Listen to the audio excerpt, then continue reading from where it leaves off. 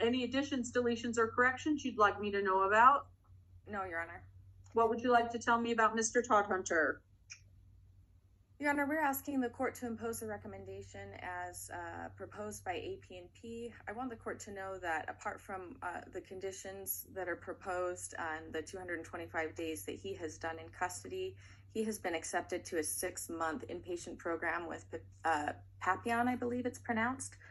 I think he needs it. He recognizes that he needs it. He is committed to focusing on his sobriety, and this is an important next step for him. They're available to pick him up as soon as tomorrow, actually.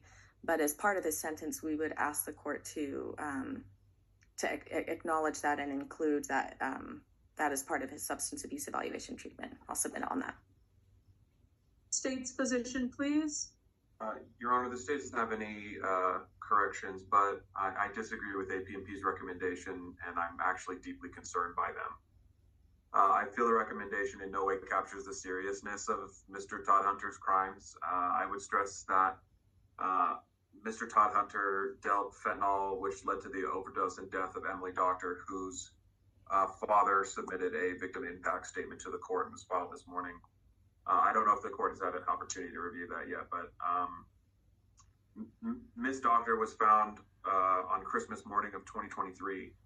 And I would hope, ideally, this would have acted as some sort of wake-up call to Mr. ToddHunter, but it didn't. After Emily's death, Mr. ToddHunter, in February, was captured on camera during a DCFS visit with his child, arranging for the purchase and sale of blues, which detectives recognize as the sale of fentanyl pills. And then on April 1st, just 2 months after that, ToddHunter is again arrested on the sale of fentanyl through a sting operation with the Utah County Major Crimes Task Force.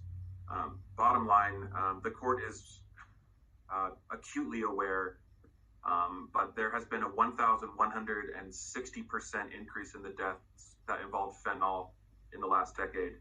Utah in particular is unfortunately bucking the national trend of decreasing overdoses in this last year and is actually experiencing an increase of overdose. And there are hundreds of overdoses in Utah every year.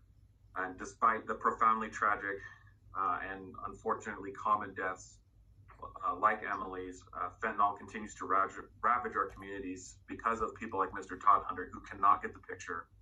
In just 4 months, Mr. ToddHunter garnered multiple charges for distributing and possessing drugs. Couple this with Mr. ToddHunter's drug-related offenses and felony convictions stretching back for over half a decade and lengthy juvenile record, the state would respectfully request that the court sentence Mr. ToddHunter to a prison sentence of no less than 5 years. Mr. ToddHunter, what would you like me to know? Judge Porter, I just wanted to say that I take extreme accountability for what I've done, and I realize how things look, and I know I've made a lot of mistakes. I just want to stress on the fact that I have a really bad drug problem, and I just haven't been able to figure it out, and I've been doing everything I can since I've been here. I went to the RISE program. I got myself signed up for treatment. I know I need help, and my whole, for getting drugs, that's the only way I was able to get drugs and able to afford my habit. I never sold to make money. I never did any of that, and I just need help.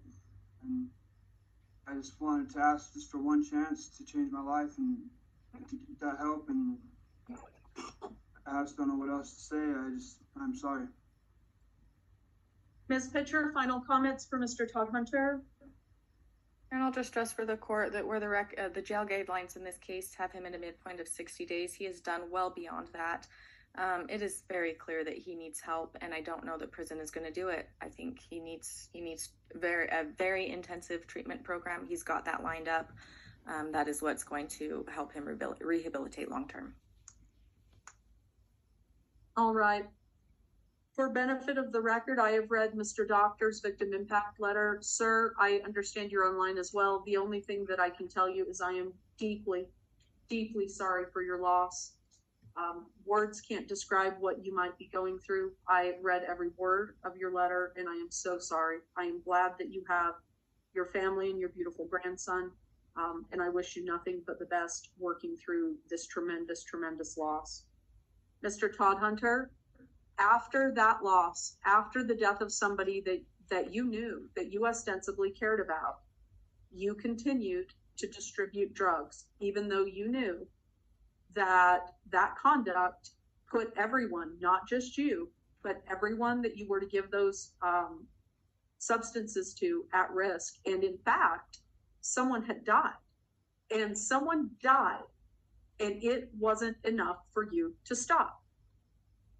I don't know how, under those facts, that fact pattern, that you can be trusted on probation. It's simply not feasible to me.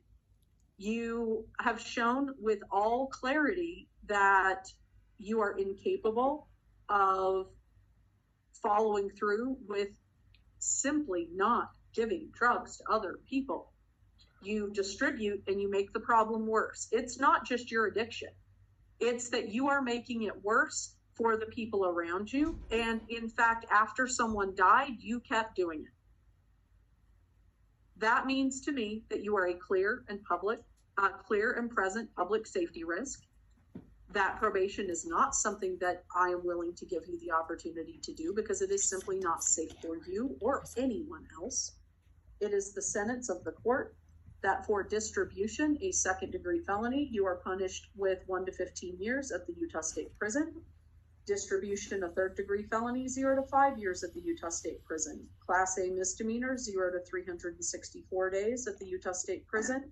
Class A misdemeanor possession, 0 to 364 days at the Utah State Prison. You will have all of these charges run concurrent.